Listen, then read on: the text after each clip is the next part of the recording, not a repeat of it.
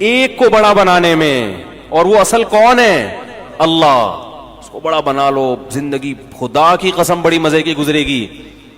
حضرت معاویہ رضی اللہ تعالی عنہ نے حضرت عائشہ رضی اللہ تعالی عنہا کو خط لکھا کہ اے، یعنی اپنی ماں کہہ کے خطاب کیا کہ آپ مجھے کوئی نصیحت کریں. حضرت عائشہ تو حضرت معاویہ سے عمر میں بہت چھوٹی تھیں، مگر جانتے تھے کہ پیغمبر کی زوجہ ہیں اور ہماری ماں ہیں، تو ان سے نصیحت لے رہے ہیں.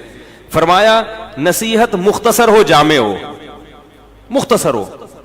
حضرت عائشہ نے نصیحت کی کہ جو لوگوں کو خوش کرنے کے لیے اللہ کو ناراض کرتا ہے، اللہ اس کو لوگوں کے حوالے کر دیتے ہیں، اور پھر لوگ بھی اس سے خوش نہیں ہوتے.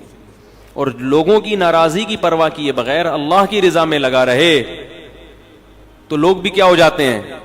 بالآخر خوش ہو جاتے ہیں. اس طرح کا مفہوم ہے، پورے الفاظ نہیں ہیں یہ. تو ایک کو اگر اللہ خدا بنا لیا جائے نا، بس وہی ہے، تو سب سے پہلا فائدہ کیا ہوتا ہے؟ زندگی میں سکون، آپ کو منزل کا پتہ چل جاتا ہے.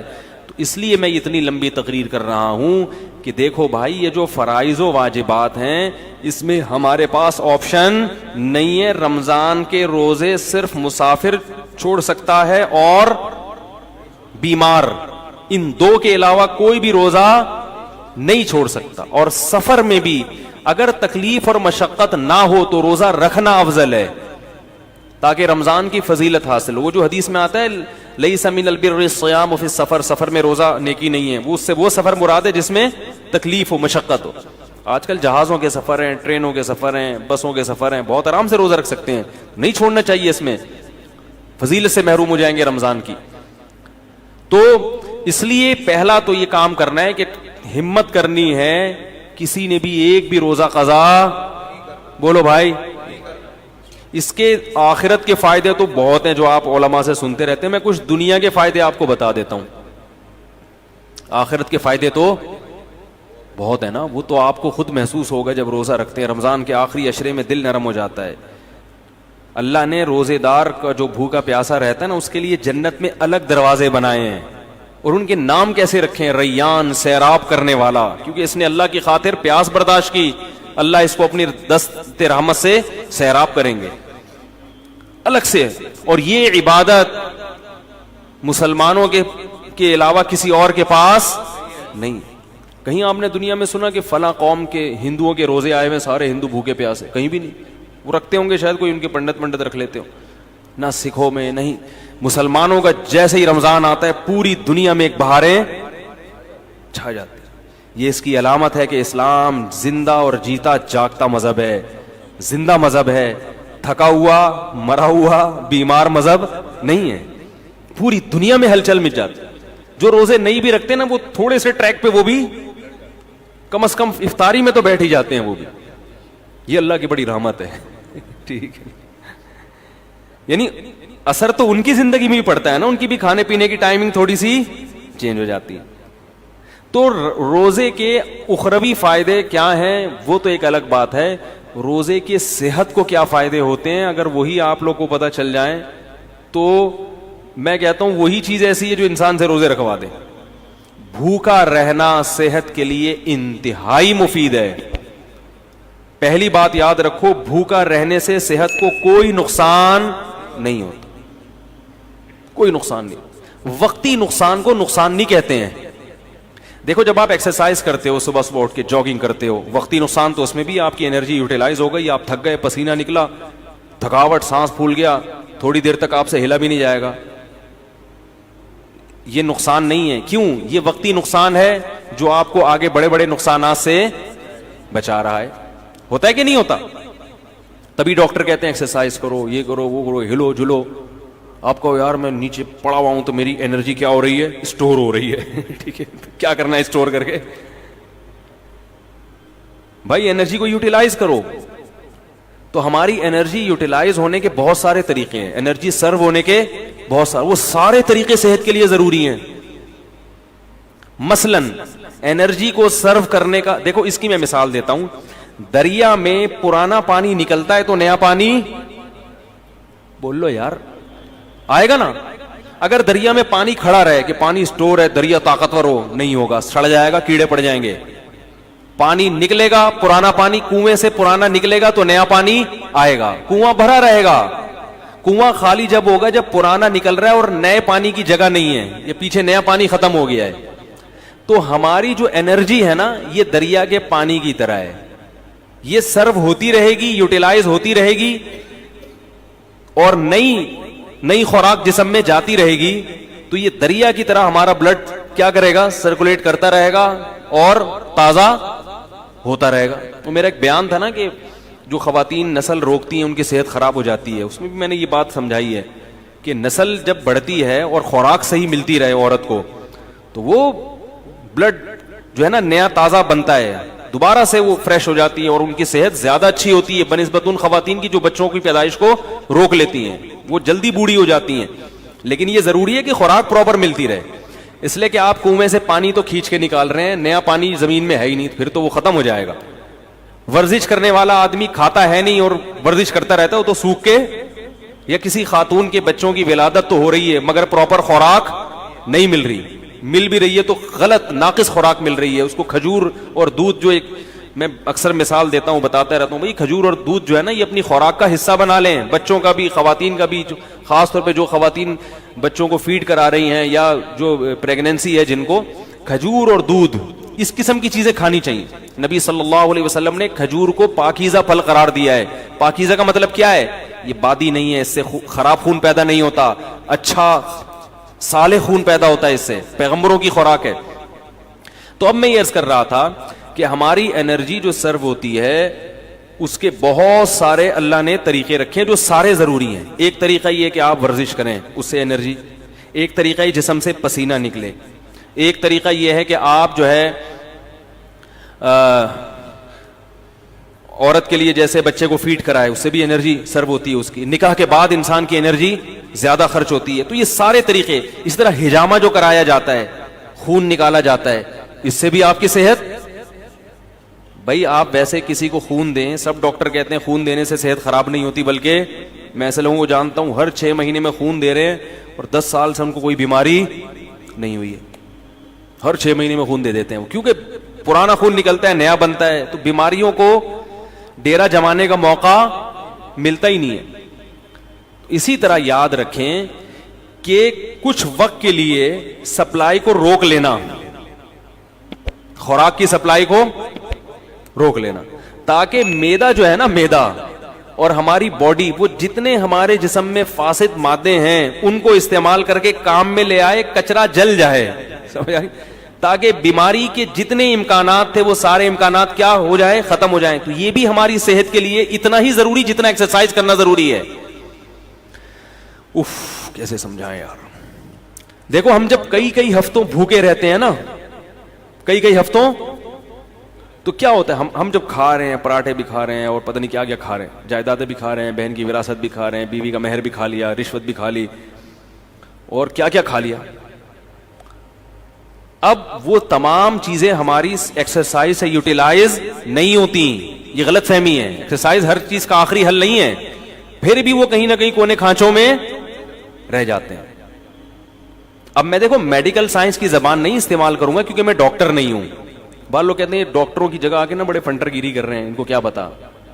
تو میں تو اپنی زبان میں آپ کو سمجھاؤں گا نا, یا جو بالکل سادہ زبان میں, کیونکہ میں ڈاکٹر تھوڑی ہوں. لیکن یہ صحت کے بنیادی اصول ہیں اور یہ ڈاکٹر بھی کہتے ہیں. آپ سرچ کرو, آپ کو پتا چلے گا. جو گوروں کی بنائی ہوئی ویب سائٹس ہیں ان میں آپ جاؤ جو اوتھینٹک ہیں, وہ بھی اس بات کا اقرار کرتے ہیں کہ روزہ رکھنا انسان کی صحت کے لیے انتہائی ضروری. آپ کو پتا ہے گورے اس پر آ رہے ہیں کہ ہفتے میں 5 دن کھاؤ, 2 دن فاسٹنگ. یہ بالکل اسلام ہے. نبی صلی اللہ علیہ وسلم نے ہفتے میں 2 دن روزہ رکھنے کا حکم دیا, سنت ہے, پیر اور جمعرات کا روزہ. گورے بھی یہ تحقیق کر رہے ہیں کہ 5 دن کھاؤ, 2 دن بولو بھائی ناغا کرو. تو ہوتا کیا ہے کہ جب ہم بھوکے رہتے ہیں, وقتی طور پہ کمزوری ہوتی ہے, روزے میں ظاہر ہے کمزوری ہوتی ہے, ایسے فریش نہیں ہو. اثر کے بعد تو ایسے مرجے سے میں دیکھتا ہوں اثر کی نماز میں جو وہاں بیٹھا ہوا ہے تو ادھر بیٹھا ہوا ہے, کوئی کسی پہ اعتراض نہیں کر رہا. اور بعض دفعہ اس میں یہ بھی ہوتا ہے کہ چونکہ بھوک پیاس ہوتی ہے, کمزوری, تو کمزوری میں انسان کو غصہ زیادہ آتا ہے. تھوڑا سا چھیڑ دو تو ایسا چھڑے گا, پھر وہ کھری کھری سنائے گا. دیکھیں دودھ کی دکانوں پہ, پکوڑوں کی دکانوں پہ افطاری کے وقت میں بڑے پڈے ہو رہے ہوتے ہیں. تو ہوتا کیا ہے, وقتی نقصان ہوتا ہے کہ کمزوری ہوتی ہے جسم میں, لیکن ہماری باڈی وہ سارے غلیظ مادے آہستہ آہستہ کھانا شروع کر دیتی, نتھر جاتا ہے جسم. 1 مہینے تک یہ پروسیس جب ہوتا ہے, اس کا سب سے بڑا فائدہ کیا ہوتا ہے, آپ کینسر کی بیماری کو کئی کلومیٹر دور دھکیل دیتے ہیں. کینسر ہے کیا, یہ جو فاضل مادے ہیں نا جسم میں, جو ہماری سیلز کی جو نیچرل ٹوٹ پھوٹ نہیں ہوتی, پھر یہ کہیں سے ادھر سے پھوڑا بن کے نکلا. تو اس کو میں دیسی زبان میں کہوں گا, یہ جو پراٹھے ہیں نا جو ضرورت سے زیادہ کھا رہے ہو, یہ پھوڑے بن کے نکلنا شروع ہو جاتے ہیں. وہ جو ہمارے خلیے ہیں, جو سیلز ہیں, ان کی ٹوٹ پھوٹ غلط طرح سے ٹوٹ پھوٹ ہونے لگتی ہے. بچوں میں کینسر کے امکان کم کیوں ہوتا ہے, ان کی گروتھ ہو رہی ہے, وہ جو کھا رہے ہیں. جب آپ کی ایک عمر تک آپ پہنچ گئے, آپ کی گروتھ رک گئی, اب آپ جو اضافی کھاؤ گے وہ بیماری کی شکل میں ظاہر ہوگا. تو روزہ رکھنا یہ کینسر کو, بولو بھائی, دور کر دے. بلکہ بعض حکیموں کی مستند ذرائع سے ہمیں اطلاع ملی ہے کہ انہوں نے کینسر کا جو علاج کرایا ہے وہ مریض کو بھوکا رکھ کے کرایا. ایسے بھی کینسر کے مریض لا علاج مرض, جن کو بڑے بڑے ہسپتالوں نے کہہ دیا کہ یہ ٹھیک نہیں ہو سکتے, ان کو قبلہ حکیم نے کیا کیا, کھانا پینا چھوڑ دو اس کا. او ایسا بیچارہ سوکھ کے ہڈیوں کا ڈھانچہ, جب دیکھتے نا کہ مر رہا ہے تو 2 قطرے ٹپکا دیے گلوکوز کے, بس مرے نہیں. اس سے کیا فائدہ ہوا ہے کہ وہ جو کینسر کے جراثیم تھے نا, وہ بھی آہستہ آہستہ, بھائی ان کو بھی تو یہ پراٹھوں سے ہی وہ بھی تو یہی برگر پیزا جا رہا ہے نا, وہ بھی تو یہی کھاتے ہیں, ان کو بھی خوراک, بولو بھائی, نہیں ملی, وہ بھی کمزور ہو کے مر گئے. اور جب دیکھا ہے کہ قبلہ حکیم نے کہ یہ بالکل مر گئے ہیں, اب اس کو کھلانا شروع کر دیا. یہ علاج ہوا کرتا تھا پہلے زمانے میں کینسر کا, لیکن یہ بڑا خطرناک ہے, اس میں حضرت جی بھی ٹہل سکتے ہیں جراثیم کے ساتھ. خود یہ جو اتنا بڑا جرثوم ہے یہ بھی چلا گیا دنیا سے, لیکن اس طرح کئی لوگوں کا علاج ہوا ہے. تو اس اسٹیج پہ پہنچنے سے پہلے اگر انسان اپنے آپ کو بھوکا رکھنے کا عادی بنا لے تو اچھا نہیں ہے, کیا خیال ہے؟ تو یہ بہت مفید ہے صحت کے لیے. اور گرمیوں کے روزے زیادہ مفید ہیں کیونکہ اس میں پسینہ نکلتا ہے, پیاس کی شدت بڑھتی ہے, اس میں وہ روزے کے مقاصد جلدی حاصل ہوتے ہیں بنسبت سردیوں کے. یہ آپ کو جسمانی فائدہ ہوتا ہے. ایک جسمانی فائدہ آپ کو کیا ہوتا ہے, ایک اور, آپ میں قوت برداشت بڑھتی ہے. جو کھانے پینے والا آدمی ہے نا, ہر وقت اس کو کچھ نہ کچھ چاہیے, ورنہ اس کا دل نہیں لگتا. جب آپ کئی گھنٹوں بھوکے رہتے ہیں تو آپ بھوکے رہ کے بھی کام کرنے کے عادی ہو جاتے ہیں. اس کا فائدہ کیا ہوگا کہ آپ اس عادت کو مینٹین رکھ سکتے ہیں پھر پورے سال, کہ یار میں رمضان میں اتنا تھوڑا کھا کے اتنا اچھا چلا ہوں, تو اب میں دوپہر کھانا تھوڑا کھا کے کیوں نہیں چل سکتا. تو پورے سال پھر آپ کم کھانے پہ گزارا کر سکتے ہیں. اور اگر کم کھانے پہ آ گئے تو بیماریاں ویسے ہی, سارے مسائل ہی زیادہ. کینسر کے بہت بڑے اسپیشلسٹ آئے تھے میرے پاس, الحمدللہ ہر قسم کا طبقہ ہوتا ہے, شاید بیان بھی سن رہے ہو. وہ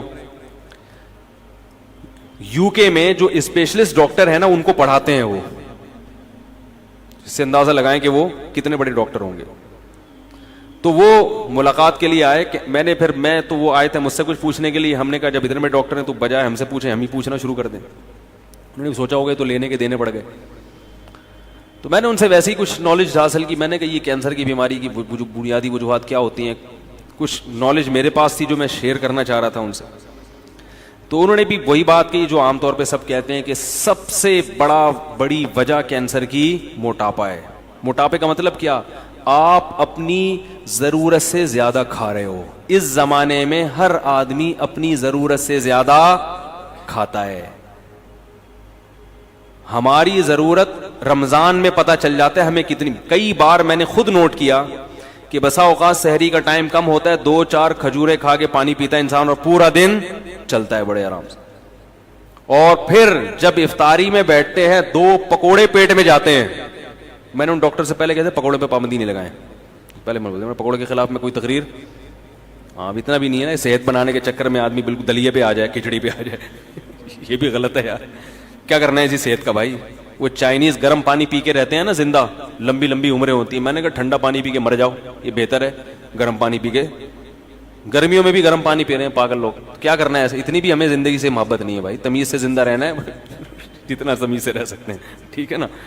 وہ ہمارے حضرت پر جب کچھ ہے نا کچھ حضرت نے فتوے وتوے بڑے ایسے دیے ہوئے تھے, تو کچھ اس زمانے میں علماء کا قتل بہت ہو رہا تھا, تو حضرت نے گارڈ وارڈ رکھ لیے, تو وہ اتنا سخت سیکیورٹی کا نظام تھا کہ 24 گھنٹے گارڈ. حضرت نے فرمایا بھائی اس سے تو میں ویسے ہی مر جاتا بہتر, تو اتنے گارڈ مجھے نہیں چاہیے, تھوڑا دماغ ریلیکس ہو. ایسی زندگی کا کرنا کیا ہے جس میں 24 گھنٹے 6 آدمی ہر وقت سر پہ مسلط رہیں. تو کوئی بات نہیں, ہم شہید ہونا پسند ہے ہمیں, لیکن اتنی ٹینشن والی زندگی نہیں چاہیے ہم کو. تو ایک دو باقی گارڈ بھگا دیے, صرف 1 یا 2 گارڈ رکھے تھے. پھر تو وہ گارڈ بیچارہ شہید ہو گیا, حضرت کو اس نے بڑے, پھر بھی حملہ ہوا تھا حضرت کے اوپر, وہ گارڈ شہید ہو گیا. خیر, تو اس سے کیا ہوتا ہے, کیا کہہ رہا تھا میں, بات یہاں کہاں سے آ گئی یار. ہاں, تو وہ ڈاکٹر کی بات کر رہا تھا. تو یہ سارے مسائل کہاں سے کھڑے ہوتے ہیں, موٹاپے سے ہوتے ہیں. ساری بیماریوں کی ابتدا کہاں سے ہوتی ہے, موٹاپے کا مطلب کیا ہے, زیادہ کھا رہے ہیں. تو 2 کھجوریں کھاتا ہے انسان افطاری کے وقت میں اور پانی پیتا, کیسی کمر سیدھی ہو جاتی کہ نہیں ہو جاتی, 14 طبق روشن ہو جاتے ہیں. اس سے پتہ چل جاتا ہے کہ ہمیں زندہ رہنے کے لیے اور چلنے پھرنے کے لیے, باڈی کو رن کرنے کے لیے اتنا کھانے کی ضرورت, بولو بھائی, نہیں ہے جتنا ہم کھا رہے ہیں.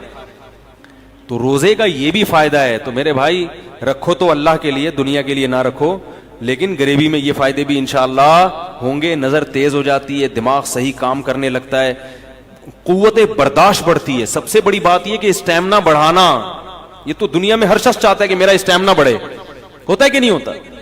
بہت سے لوگ اس لیے بھاگتے ہیں تاکہ ہمارا اسٹیمنا بڑھے اور ہم زیادہ دیر تک بھاگ سکیں. جم خانے میں جو باڈی بلڈر وزن اٹھاتا ہے اس لیے کہ میرا اسٹیمنا بڑھے اور میں زیادہ سے زیادہ وزن, بولو بھائی, اٹھا سکوں. تو اسی طرح یہ بھی تو اسٹیمنا ہے کہ زیادہ سے زیادہ بھوکا رہ سکیں. اور یاد رکھو اللہ نے ہماری باڈی کو ایسا بنایا ہے کہ جس چیز کی عادت ڈالو باڈی اس کے لیے تیار ہو جاتی ہے. کم کھانے کی عادت ڈالو گے نا, باڈی اسی حساب سے اپنے آپ کو سیٹ کر لے گی. ٹھیک ہے اب اسی پہ آ گیا ہوں میں, جیسے گیس پہ گاڑی لے آؤ نا, ایک دفعہ گاڑی گیس پہ سیٹ ہو جاتی ہے, پیٹرول پہ جھٹکے لیتی ہے پھر وہ, ٹھیک ہے. پیٹرول پہ سیٹ ہے تو گیس پہ لانے میں, تو بالکل باڈی کا ایسا ہی ہے کہ باڈی کو پراٹھوں پہ سیٹ کر لو تو پراٹھے پہ سیٹ ہو جائے گی وہ, کافی چائے پہ سیٹ کر لو تو بوتلوں پہ کر لو, برگر پہ کر لو تو برگر پہ. اور اگر ان فضول چیزوں سے بچ کے کم کھانے پہ, اچھی خوراک پہ سیٹ کر لو گے تو باڈی اسی حساب سے اپنے آپ کو سیٹ کر لے گی. یہاں تک کہ آپ دیکھیں صحرائی علاقوں میں بہت کم پانی ہوتا ہے, اللہ اس کم پانی ہی میں ان کی باڈی کی تمام ضرورتیں پوری کر دیتے ہیں. آپ کو عجیب بات بتاؤں میں کہ جو چشموں میں رہنے والے لوگ ہیں, جہاں نہریں دریا ہیں, ان کی باڈی کو پانی کی ضرورت زیادہ ہوتی ہے, صحرائی آدمی کو پانی کی ضرورت کم ہوتی ہے, کیونکہ صحرا کے حساب سے اس کی باڈی ڈھل چکی ہوتی ہے. صحرائی پرندوں کو پانی کم چاہیے اور چشموں دریاؤں میں رہنے والے پرندوں کو پانی, اللہ نے ایسا فلیکسیبلٹی رکھی ہے نا انسان کے جسم میں, وہ اسی حساب. تو روزے میں ہم اسی حساب سے چلیں گے, باڈی اسی حساب سے اپنے آپ کو سیٹ کر لے گی, بشرطے کہ عید پہ آ کے اس کو بیڑا غرق نہ کریں. سمجھ آ رہی ہے بات؟ تو اس لیے یہ ساری بات اس طرف چلی گئی صحت پر. تو بھائی دل جمی کے ساتھ روزے رکھیں اور تراویح کی نماز بھی تسلی کے ساتھ پڑھیں. اچھا, میرا ایک تراویح پر بیان اپلوڈ ہونے والا ہے ابھی میری ویب سائٹ پر. 7-8 سال پہلے ہوا تھا کہ تراویح کی 20 رکعتیں 8 رکعتیں, میں نے اس مجمع میں نہیں کیا, ہر آدمی کو ان چیزوں میں دلچسپی نہیں ہوتی. تو وہ بہت سے لوگ مجھ سے پوچھتے ہیں کہ تراویح 8 رکعت ہے 20 رکعت, تو میں نے وہ جو 8 اور 20 کے دلائل دونوں کا بہت اچھا تجزیہ کیا ہے. اس میں آپ سنیں گے تو انشاءاللہ آپ کو بہت زیادہ علمی معلومات پتہ چلیں گی. تو اس میں پورا تجزیہ کیا ہے قرآن و سنت کی روشنی میں, اصل تراویح کا حکم ہے کیا, کتنی رکعتیں ہیں اور کیا کیا دلائل ہیں, اور جو جمہور کے خلاف جو دلائل دیے جاتے ہیں ان کا اس میں بہت آسان الفاظ میں جواب ہے. یعنی آپ کو زیادہ انشاءاللہ اس میں, تو جو بہت سے لوگ کنفیوز ہیں نا کہ کیا ہے صحیح کیا غلط ہے, تو ایک رائے ہے, باقی کسی سے پڈے بازی نہیں ہے بھائی. کوئی 8 پڑھتا ہے کوئی 20 پڑھتا ہے, وہ اختلاف چلا آ رہا ہے. لیکن یہ کہ اس میں جو ہماری رائے کیا ہے, جمہور کی رائے کیا ہے, اور بلکہ جمہور کبھی نہیں, تو یہ تو اجماعی مسئلہ, مجھے تو ایسا ہی لگتا ہے کہ اجماعی مسئلہ ہے, بعد میں اس میں اختلاف ہوا ہے, تو وہ آپ سن سکتے ہیں. سمجھ میں آ گئی بات کہ نہیں آ گئی؟ اب ایک آخری بات بتا کے اپنی بات ختم کرتا ہوں. دیکھو بھائی, افطاری کے وقت میں آپ کہیں گے یار ہم دینی باتیں سننے کے لیے آئے اور مولوی صاحب کیا صحت کے ٹوٹکے لے کے بیٹھ گئے. تو بھائی صحت بنانا بھی کس کا حصہ ہے؟ روزے کا ایک بہت بڑا مقصد تھا کہ ہماری صحت بھی اچھی, حکمت ہے نا اس میں, اللہ چاہتے ہیں مسلمان کی صحت اچھی ہو, ایک بہت بڑی حکمت یہ بھی تھی. لیکن روزے جس طریقے سے افطار کیے جا رہے ہیں اس سے صحت اچھی ہونے کے بجائے بیڑا غرق ہو رہا ہے. تو یہ بھی میں سمجھتا ہوں علماء جیسے ڈاکٹروں کی ذمہ داری ہے, علماء کی بھی ذمہ داری ہے کہ وہ ممبر و محراب سے یہ چیز لوگوں کو بولو بھائی بتائیں. ایک مولوی صاحب کو میں نے اپنے گھر بلایا, ان کا روزہ تھا, میرا بھی روزہ تھا, اتفاق سے ہم نے وہ سموسے رکھ دیے. چلو ایک سموسہ اچھا ہوتا ہے, 2 سموسے اچھے ہوتے ہیں, پوری دکان کھا گئے سب. اچھا مجھے اس پہ حیرانگی نہیں ہوئی کہ وہ اتنے سارے سموسے کھا گئے, حیرانگی اس پر ہوئی کہنے لگے میرے پیٹ نہ کچھ خراب چل رہا ہے کچھ دنوں سے. میں نے کہا یار کمال ہے بھائی, جب خراب چل رہا ہے تو اتنے سموسے. تو یہ سبھی کا ہے, وہ تو بیچارے مولوی صاحب نیک آدمی تھے, اتفاق سے وہ ایسا ہو گیا, ورنہ تو سبھی کا یہ حال ہے نا. تو چند ٹوٹکے ہیں, چند چیزیں ہیں, آپ سموسے کھائیں, کوئی منع نہیں ہے, اتنا بھوکا ہوتا ہے تو کچھ بد پرہیزی کی چیزیں بھی چل جاتی ہیں, لیکن 2-3 چیزوں سے نا زہر ہیں وہ. خالی پیٹ کولڈ ڈرنک, بولو بھائی, جب پیاس لگ رہی ہوتی ہے نا اس وقت کولڈ ڈرنک ڈائریکٹ گردوں کو جا کے گردوں میں تیزاب کا کام کرتی ہے, ایسے جیسے گردے بیڑا غرق کر دیتی ہے گردوں کا, بہت جلدی بیڑا غرق ہو جاتا ہے. اسی طرح دوسرے نمبر پہ خالی پیٹ پیاس میں چینی کا پانی, بولو بھائی چینی کا شربت, یار بول لو نا, نہ پیے چینی کا شربت, نہیں آ رہی بات, چینی کا شربت نہیں پیے. اب وہ مجھے نہیں پیے بے لطیفہ یاد آ رہا ہے, یہ بھی نہیں کریں یہ بھی نہیں کریں, آخر میں آپ پر بولا کہ جاؤ کیا کریں پھر. وہ ایک استانی صاحبہ نے اپنے بچوں کو نا, اسٹوڈنٹس کو, کلاس کے 4تھی کلاس کے بچوں کو سمجھاتی, بیٹا وعدہ کرو ہم کبھی چوری نہیں کریں گے. بچوں نے کہا بالکل چوری نہیں کریں گے مس. بیٹا وعدہ کرو ہم جھوٹ نہیں بولیں گے. جھوٹ نہیں بولیں گے. بیٹا وعدہ کرو ہم کبھی لڑکیوں کا پیچھا نہیں کریں گے. مس ہم کبھی لڑکیوں کا پیچھا نہیں کریں گے. بیٹا وعدہ کرو ہم اپنے ملک پہ جان قربان کر دیں گے مس, کیونکہ ایسی زندگی کو بچا کے کرنا بھی کیا ہے ہم نے, نہ اس میں یہ کرنے دے رہی ہو نہ یہ کرنے دے رہی ہو, تو پھر جان ہی قربان کرنا ہے. تو آپ بھی کہیں گے یار یہ بھی نہیں کرنا, تو کولڈ ڈرنک خالی پیٹ نہیں پینی ہے. اور دوسری چیز چینی کا شربت پھنٹر گیری نہیں کرو. صحیح لوگ کہتا ہے ابے کچھ نہیں ہوتا ہے. یہ جو شوگر کے ہر دوسرا آدمی مریض بنا ہوا ہے اور ایک لائن لگی ہوئی ہے بیماروں کی, تو یہی کچھ تو ہو رہا ہے. چینی تو وائٹ پوائزن ہے, تو خالی پیٹ یہ زیادہ نقصان دیتی ہے نا, اس لیے کہہ رہا ہوں خالی پیٹ چینی. اسی طرح خالی پیٹ خربوزے, ہیضہ ہونے کا, یہ بہت سے لوگوں کو ڈائریا ہو رہا ہے رمضان میں, خالی پیٹ خربوزے کھا کھا کے شربت پی رہے اس کے اوپر سے. خربوزہ خالی پیٹ کھانے کی چیز نہیں ہے. جب یہ جو ٹائم ہے نا کھانے کا, اس میں روٹی کھاؤ, سالن کھاؤ, بریانی بھی کھا لو, جو ویسے بریانی اچھی چیز ہے لیکن چلو ہم کوئی حکیم تھوڑی ہیں کہ آپ کو ایک ایک چیز کا وہ کریں. کھا لو, بریانی کھا لیا آپ نے, پیٹ بھرنے کی, جو سموسہ بھی کھا لیا, پکوڑا بھی چلے گا. پکوڑا زیادہ اچھا ہے سموسے سے, پکوڑے میں بیسن ہوتا ہے, آئرن ہوتا ہے اس میں, تو پکوڑا کھا لیا آپ نے. اور کیا نام ہے, کھجور سب سے بہترین چیز ہے جو نبی صلی اللہ علیہ وسلم نے ترغیب دی. کھجور میں ہمارے یہاں کنجوسی بہت ہوتی ہے, لوگ ایک کھجور اٹھا کے کھاتے ہیں, کتنی گرم ہوتی ہے. کھجور پیٹ بھر کے کھاؤ, کچھ بھی نہیں ہوگا انشاءاللہ. کوئی گرم برم ان چیزوں میں نہیں پڑو زیادہ. لوگ مچھلی نہیں کھاتے, گرم ہے بھائی, مچھلی جتنی پھوڑ سکتے ہو پھوڑو, گرمیوں میں بھی پھوڑو, سردیوں میں مچھلی جتنی مرضی کھا لو, کوئی نقصان نہیں ہے. وہ کہتے ہیں گرم ہوتی ہے, ٹھنڈے گرم نے برباد کر دیا لوگوں کو. تو کھجورے پیٹ بھر کے کھاؤ افطاری میں, سمجھ رہے ہو, اس سے طاقت ملے گی. کھجور ایسی چیز ہے انرجی فل دیتی ہے, موٹاپا نہیں لاتی. یہ بڑی زبردست بات ہے کھجور. روٹیاں زیادہ کھاؤ گے موٹے ہو جاؤ گے, کھجور سے موٹا نہیں ہوتا, سمجھ رہے ہو نا. اور شہد کا شربت پی لو اپنے خرچے پہ افطاری کے وقت میں, کیونکہ آپ میں اتنے مشورے دے رہا ہوں, بولیں گے یار یہ کیا مذاق. افطاری میں جب پانی پیو سادہ, نہیں تو شہد میں نیمبو نچوڑ کے شربت بنا کے پی لو, نتھر جائے گا جسم.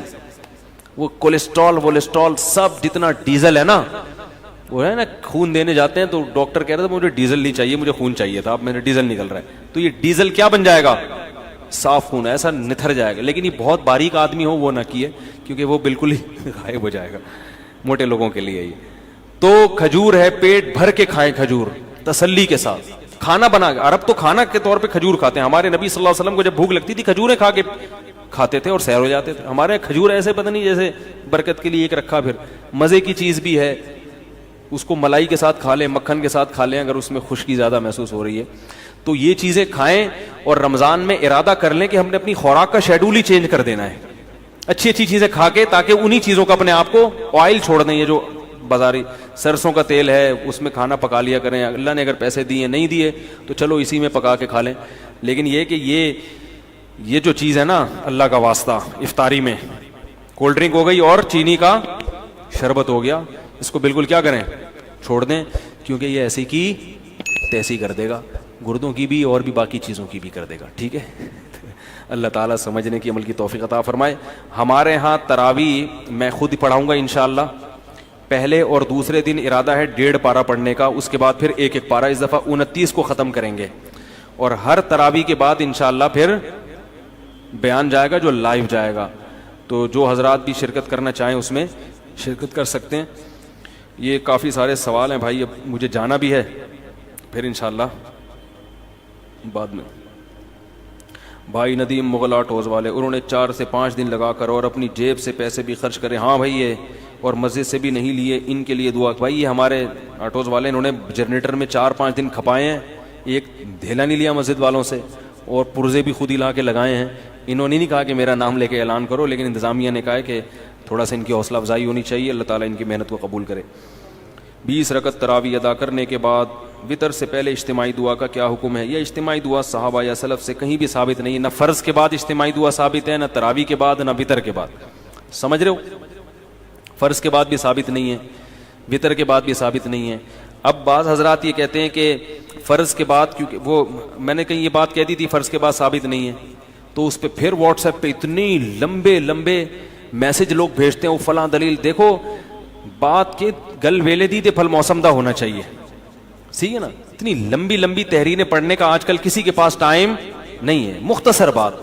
اب لوگ کہتے ہیں نفس دعا تو ثابت ہے فرض کے بعد, اور فی نفسی ہی اجتماعی طور پہ دعا کی بھی ایک فضیلت ہے, اور فی نفسی ہاتھ اٹھانا بھی ہے, تو تینوں کو ملا کے چیز بنا دی. تو بھائی اس طرح تو پھر ہر چیز میں آپ کرو گے. پھر تو سنتوں کے بعد بھی فی نفسی ہی, نماز تو پڑھی ہے, عبادت کے بعد دعا بھی افضل ہے, اور فی نفسی ہی اگر مل کے مانگے تو قبولیت کا امکان زیادہ ہے, اور اگر ہاتھ اٹھا لیں تو اللہ تو ہاتھ اٹھائی بھی دعا کو. تو پھر تو ہر چیز میں آپ کیا کریں گے, اپنی طرف سے چیزوں کو ایڈ کرتے چلے جائیں گے نا. تو فرض کے بعد اگر کبھی دعا مانگ لی جائے لوگوں کو تعلیم دینے کے لیے ٹھیک ہے. باقی فرض کے بعد اگر دعا مانگنی ہے تو وہ حدیث میں جہاں دعا آئی ہے تو وہ دعا کے الفاظ بھی آئے ہیں, وہ ہے آیت الکرسی ہے, اللہم انت السلام ہے, وہ مقررہ وظائف ہیں جن کو دعا سے تعبیر کیا گیا ہے. تو وہ والی چیزیں ہیں جن کو سنت, یعنی ایک حدیث کا مطلب دوسری حدیثوں کی سامنے رکھ کے ہوگا نا. تو اس کا تذکرہ فقہ کی بھی کسی کتاب میں نہیں ملتا, جو عربی فتاوی ہیں ہمارے کہیں بھی نہیں ملتا. تو پھر بھی اگر کوئی اس سے اختلاف کرتا ہے تو عالم علماء کو اختلاف کا حق ہے پورا. اس کا مطلب یہ نہیں کہ جو مانگتے ہیں میں ان کو بدعتی کہہ رہا ہوں یا ان کو میں غلط کہہ رہا ہوں. بھائی ان کی ایک رائے ہے, ہماری ایک رائے ہے. تو اس لیے یہ فرائض کے بعد امام کو دعا منگوانے پر زبردستی نہ کیا کریں. سمجھ رہے ہو کہ نہیں سمجھ رہے؟ گن پوائنٹ پہ نہیں, وہ مانگ لے ٹھیک ہے, نہیں مانگے تو بھی ٹھیک ہے. اور جو مانگ رہے ہیں ان کو بھی طنز نہ کریں, اور جو نہیں مانگ رہے میں تو ایسے یوں کر کے نکل لیتا ہوں, ٹھیک ہے نا. تو مجھے دیکھ رہے ہوتے ہیں یہ نہیں مانگ رہے, تو بھائی کوئی بات نہیں یار, ایک ایسا بھی ہونا چاہیے جو نہ مانگے. اس کا مطلب ہے نہیں کہ دعائی کے منکر ہیں ہم, دعا تو مانگے لیکن آپ کے مشورے سے کیوں مانگوں, جب میرا دبیج آئے گا میں مانگوں گا, کیا خیال ہے؟ تو یہ ساری چیزیں ابھی دلائل کا موقع نہیں ہے. تو میں اس لیے کہہ رہا ہوں بھائی اگر کوئی اس سے اختلاف کرتا ہے تو 100 دفعہ کرے, طنز نہ کرے. مجھ پہ لوگ طنز شروع کر دیتے ہیں, کوئی بھی مسئلہ میں یہاں بیان کرتا ہوں اگر کسی کی رائے کا اختلاف ہوگا, کوئی دیوبندیت سے نکالنا شروع کر دے گا, کوئی کسی میں ڈالنا شروع کر دے گا کہ تو بھائی ہم مسلمان ہیں. کیا ہے؟ مسلمان ہیں. ہم سب نے قرآن و سنت کو فالو کرنا ہے. کسی چیز کو اپنے مسلک کا وہ نہیں بنا لیا کرو, اور یہ چیز پھر مسلک پرستی میں آ جاتی ہے. اگر یہ چیز میری سمجھ میں نہیں آ رہی تو چاہے دیوبندی کریں بریلوی کریں, میں نہیں مانوں گا اس کو. اور اگر ایک چیز بریلوی صحیح کر رہے ہیں دیوبندی صحیح نہیں کر رہے, میں مانوں گا. ایک صاحب کہنے لگے یہ مسئلہ آپ بیان کرتے ہیں, اہل حدیث بھی تو یہی کہتے ہیں. میں نے کہا اگر اہل حدیث صحیح بات کہہ دیں تو آپ صرف اس چکر میں نہ مانو ان کی صحیح بات کہ وہ اہل حدیث نے کیوں کہی ہے. صحیح بات کہہ رہے تو مان لو بھائی اس کو, کیا خیال ہے؟ اگر وہ صحیح کہہ دے تو یہ تھوڑی کہ کیونکہ میرے بزرگ نے اس کے بولا ہے تو میں اب اسی پہ اڑ جاؤں.